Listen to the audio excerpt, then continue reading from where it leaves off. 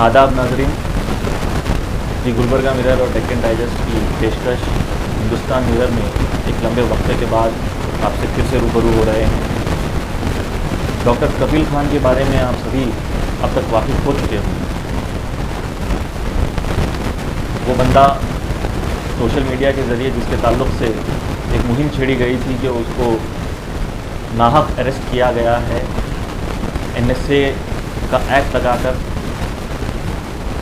उसको आज Allahabad high court ने फौरी तौर पर वो NSA का एक्ट खारिज कर दिया है और ये हवाला भी दिया है कि डिस्ट्रिक्ट मजिस्ट्रेट अलीगढ़ ने शायद जो पूरे वाक़या गुज़रा है अलीगढ़ मुस्लिम यूनिवर्सिटी में उस पर सही से नज़रसानी नहीं की, नतीजतन उसको NSA में मुलजिम पाया गया और प्रिवेंटिव डिटेंशन करके 6 महीने से ज़्यादा उसे हिरासत में रखा गया। दरअसल कफील खान कौन है, क्यों आखिर उसके ताल्लुक़ से उत्तर प्रदेश की गवर्नमेंट इस कदर परेशान रहती है कि वो बार बार चाहती है कि वो जेल में ही बंद रहे। कफील खान एक आम सा डॉक्टर जो गोरखपुर के BRD अस्पताल में पेडियाट्रिशियन था, उसने 2017 में अपने ऊपर जिम्मेदारी लेते हुए ऑक्सीजन को उन बच्चों तक मुहैया कराने की कोशिश की जिन्हें ऑक्सीजन, मेडिकल ऑक्सीजन मौसूल नहीं थी। वाक़या दरअसल ये है कि 2017 के अगस्त के महीने में कई सारे बच्चे वबा का शिकार हो गए थे और गोरखपुर अस्पताल में ज़ेर इलाज थे। उन बच्चों को बचाने की खातिर उस वक्त क्योंकि BRD अस्पताल में ऑक्सीजन की सही से सप्लाई नहीं थी और बिल पे नहीं किया गया था, लिहाजा डॉक्टर कफील खान के मुताबिक उन्होंने बाहर से ऑक्सीजन मंगवाई और उन बच्चों को बचाने की कोशिश की। उस बच्चों को शायद उन्होंने बचाने में कामयाबी हासिल की, लेकिन 70 बच्चे, वो कम सिन, वो मासूम बच्चे जिनकी तादाद 70 उस वक्त थी, उन्हें बचाया नहीं जा सका। फौरी तौर पर कफील खान के लोग हीरो बनाकर उनको जो है उनके ताल्लुक़ से मीडिया में बात करना शुरू कर दिए। अब ये मुमकिन नहीं था कि उत्तर प्रदेश की गवर्नमेंट और वो भी गोरखपुर के साबिक़ MP और मौजूदा CM योगी आदित्यनाथ इसको बर्दाश्त कर पाते। लिहाजा 1 महीने के अंदर अंदर उनको कई सारी धाराएं लगाकर, कई सारे IPC के सेक्शंस लगाकर, जिसमें से section 409 criminal breach of trust by public servant, क्योंकि वो एक गवर्नमेंट अस्पताल में गवर्नमेंट के डॉक्टर की हैसियत से इलाज कर रहे थे, तो उनके ऊपर ब्रीच ऑफ ट्रस्ट का इल्ज़ाम लगाकर उनको हिरासत में लिया गया। इसके अलावा 308 लगाया गया, attempt to commit culpable homicide, और 120B लगाया गया, क्रिमिनल कॉन्स्पिरेसी। ये तीनों धाराएं लगाकर IPC के उन्हें हिरासत में लिया गया सितंबर 2017 में। अब ये केस हिरासत में लेने के बाद में उन्हें हाई कोर्ट ने कोई भी मुनासिब मेडिकल नेग्लिजेंस का ऐसा कोई हवाला ना मिलने की सूरत में उन्हें रिहा करने का फैसला दिया अप्रैल 2018 में। फिर उसके अलावा UP गवर्नमेंट ने एक डिपार्टमेंटल इंक्वायरी चलाई उसके ऊपर, और उस डिपार्टमेंटल इंक्वायरी में भी उन्हें तमाम तर जो इल्ज़ामात लगाए गए थे सितंबर 2019 में उन्हें उन इल्ज़ामात से बरी कर दिया। यानी कि डॉक्टर कफील खान को 2019 सितंबर में बरी कर दिया। अब आपको मालूम है 2019 में जो हालिया वक्त में जिस तरीके की मुहिम CAA NRC की चल रही थी, उसी मुहिम के दौरान दिसंबर में उन्हें AMU बुलाया गया था, अलीगढ़ मुस्लिम यूनिवर्सिटी, और उसमें उन्होंने अपनी एक तकरीर की थी, और उस तकरीर में चलते चलते बात करते करते उन्होंने अमित शाह और योगी आदित्यनाथ का हवाला भी दिया। इसी को बुनियाद बनाकर जनवरी के महीने में उन्हें हिरासत में लिया गया, और हिरासत में लेने के बाद में उनको फरवरी 10 को 2020 उनको जो है उस मामले में बेल हासिल हो गई अलीगढ़ की डिस्ट्रिक्ट कोर्ट के ज़रिए। अब जैसे ही उनको बेल हासिल हुई, उनके ऊपर फरवरी 15 को 2020 में डिस्ट्रिक्ट मजिस्ट्रेट अलीगढ़ ने ये फैसला दे दिया कि इनके ऊपर NSA लगाया जाए और फौरी तौर पर उनको प्रिवेंटिव डिटेंशन के मातहत हिरासत में लिया गया। नतीजा ये हुआ कि क्योंकि नेशनल सिक्योरिटी ये जो एक्ट है, ये इस कदर सख्त तरीन एक्ट है जिसको हम ड्रैकोनियन भी कह सकते हैं, जो अमूमन कहा जाता है UPA और NSA के इस एक्ट को ड्रैकोनियन इसलिए कहा जाता है क्योंकि हुकूमतें इसका गलत इस्तेमाल कर सकती हैं उन लोगों के ख़िलाफ़ जो उसके ताल्लुक़ से, हुकूमत के ताल्लुक़ से कुछ बातें ऐसी कह देते हैं जो हुकूमतों को नागुज़ीर गुजरती है। आप NSA और UAPA के ताल्लुक़ से कुछ वक्त पहले भी सुने हैं। हालिया दिनों में UAPA का एक्ट हटाया गया था सफूरा जरगार पर से और उसे बेल हासिल हुई थी। इसी तरीके से कई सारे नौजवानों के ऊपर जो जामिया के तालिब इल्म हैं, यानी कि वो स्टूडेंट्स थे, उनके ऊपर भी लगाया गया था। इसी तर्ज पर ताहिर हुसैन जो आम आदमी पार्टी के एक कॉरपोरेटर थे, उनके ऊपर भी ये एक्ट लगाया गया है, अभी भी वो हिरासत में है। और एक और बंदे के ऊपर ये कानून लगाया गया है NSA और UAPA का, लेकिन अभी तक उसको हिरासत में नहीं लिया गया है। वजह यह है कि इतना फेम हासिल हो चुका है उस बंदे को कि उसको अभी हिरासत में लेना मुमकिन नहीं है हुकूमत को। उसका नाम है उमर खालिद, अभी उसको हिरासत में नहीं लिया गया है। अब ये तमाम तर जो क़वानीन हैं, अगर आप गौर करेंगे तो ये क़वानीन एक मूवमेंट को क्रश करने के लिए इस्तेमाल हो रहे हैं। चाहे वो उत्तर प्रदेश का मामला हो, जैसे ही CAA NRC की मुहिम छिड़ी, वहाँ पर लखनऊ के घंटा घर से भी कई सारे लोगों को हिरासत में लिया गया और वहाँ पर जो अरेस्ट किया गया, उस अरेस्ट में फौरी तौर पर लोगों को NSA की धाराएं लगाई गई, UAPA की धाराएं लगाकर उनको हिरासत में लिया गया, प्रिवेंटिव डिटेंशन में लिया गया और उनको अभी तक भी सही से इंसाफ नहीं मिल पाया है। ये हुकूमत इसी अंदाज में अगर लोगों की आवाज़ को दबाना चाहे और हम लोग खामोश रहते रहें तो नतीजा यही होगा कि वो अथॉरिटेरियनिज़म का नाम जो अब बहुत मजबूत हो चुका है इस मुल्क में, और ये जो फासिज़म की तरफ हम तेज़ी से बढ़ते जा रहे हैं, हम इसे रोकने में नाकाम रहेंगे। आप अब ये एक हल्की सी खुशखबरी आई है कि इलाहाबाद हाई कोर्ट ने एक फ़ैसला दिया है कि फौरी तौर पर कफील खान को NSA की जो धाराएं लगाई गई हैं उसको ख़त्म किया जाए।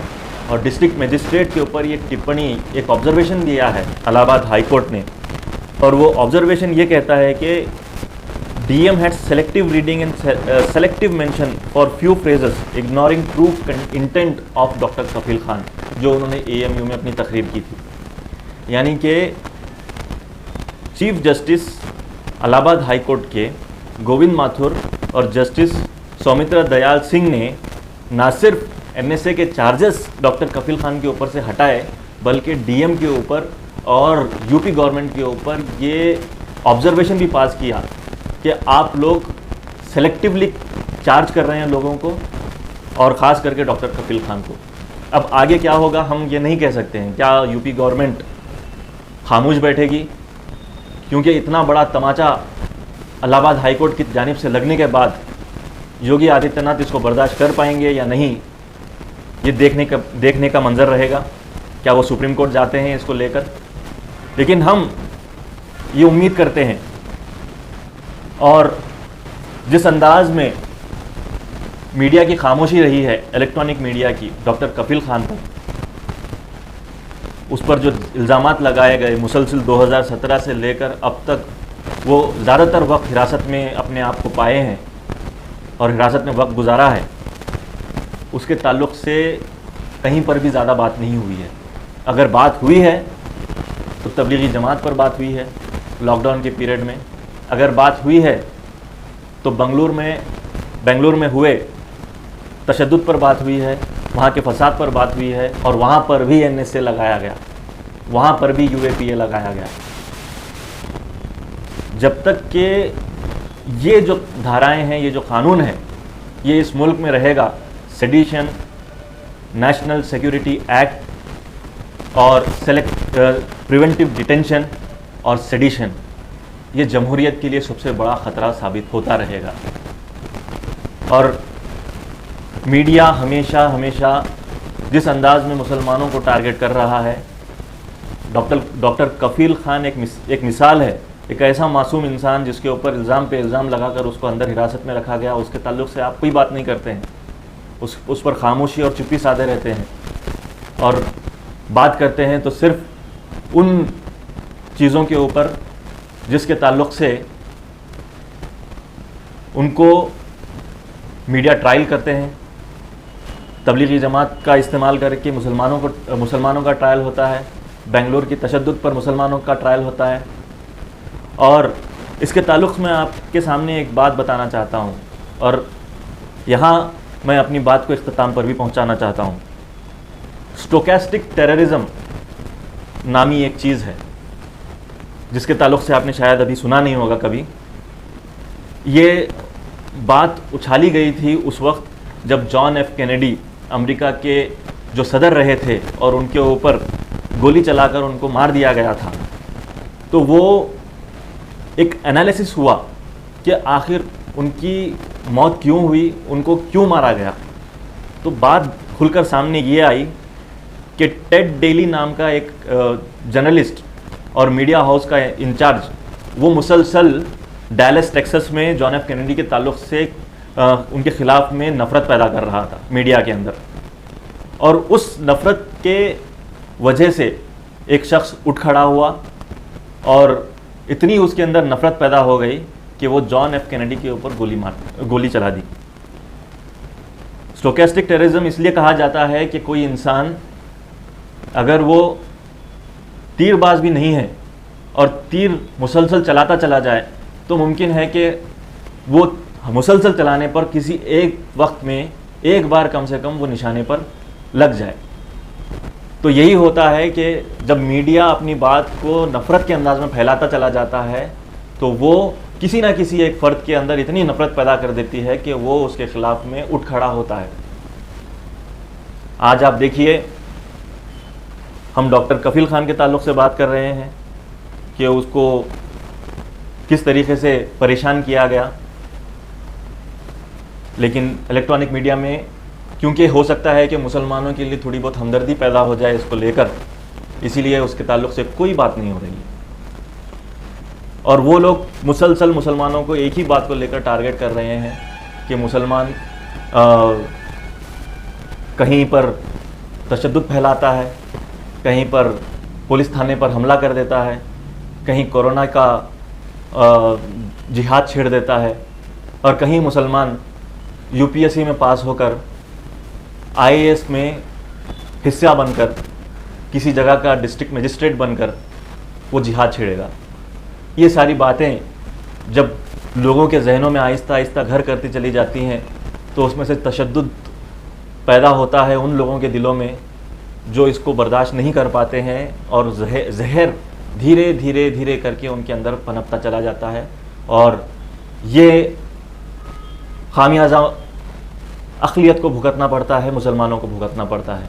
ये फासिज़म फैलाने का एक तरीक़ा है, और मीडिया को चाहिए कि इस शिद्दत भरे माहौल को ख़त्म करे जो कि वो आज के माहौल में ये लोग करते रहेंगे, क्योंकि टीआरपी का मामला है और साथ ही साथ हुकूमत के उन लोगों को हिमायत भी हासिल होती रहती है, ये फ़ायदेमंद रहता है हुकूमत के लिए, तो वो करते रहेंगे। हम यही गुजारिश करेंगे आपसे कि मीडिया को सही तर्ज पर देखें, उसका एनालिसिस करें कि आखिर कौन सी न्यूज़ वो लोग उजागर करते हैं, फैलाते हैं, और कौन सी न्यूज़ पर चुप्पी साधते हैं, और उसका मकसद क्या होता है। बिलाखिर मैं एक बात कहना चाहूँगा, कफील खान के लिए अगर कुछ माहौल बन पाया तो वो सोशल मीडिया और उनकी फैमिली और उनके चाहने वालों की वजह से बन पाया। अगर ये लोग मौजूद नहीं रहते तो शायद, क्योंकि फ़ैसला देने वाले भी इंसान हैं और माहौल का असर उन पर भी पड़ता है। अगर डॉक्टर कफील खान के ताल्लुक़ से एक अच्छी फ़िज़ा हमवार नहीं होती, या फिर सफूरा ज़रगार के ताल्लुक़ से एक अच्छी फ़िज़ा हमवार नहीं होती सोशल मीडिया में, तो ये अभी तक जेलों में बंद रहते। ये बहुत बड़ा सोशल मीडिया का और ये मुहिम चलाने वालों का हिस्सा है, जिसके नतीजे में जो ऐसे लोग जो अपनी ज़िंदगी को इंसाफ की खातिर कुर्बान करने के लिए तैयार हो रहे हैं, लड़ने के लिए तैयार हो रहे हैं, वो आगे बढ़ पा रहे हैं। एक फ़र्क मैं आपको बताना चाहता हूँ। प्रशांत भूषण को 1 रुपये की सज़ा मिलती है सुप्रीम कोर्ट की तरफ से, क्योंकि सुप्रीम कोर्ट नहीं चाहता है कि उसके ऊपर किसी किस्म का कोई इल्ज़ाम लगे कि उसने नाहक किया है। लेकिन उस इल्ज़ाम का क्या जो उसके ऊपर हर उस कोर्ट के फैसले पर लग रहा है, जिसके अंदर मुसलमानों को तवील अरसे तक जेलों में बंद रहना पड़ रहा है। वो इंसाफ नहीं होता अगर वो वक्त पे ना मिले। ये हम हमेशा कहते हैं, justice delayed is justice denied. Courts को भी जल्द से जल्द हर मामले में फ़ैसला लेना चाहिए जिस मामले में ऐसा महसूस हो कि उनके ऊपर किसी किस्म की नाइंसाफ़ी की जा रही है। इन्हीं गुजारिशात के साथ दी गुलबर्गा मिरर और डेक्कन डाइजेस्ट की पेशकश हिंदुस्तान मिरर से मैं आपसे अलविदा लेता हूँ। देखते रहिए हिंदुस्तान मिरर और हर उस मुहिम का साथ दीजिए जिसमें इंसाफ की बात की जाए।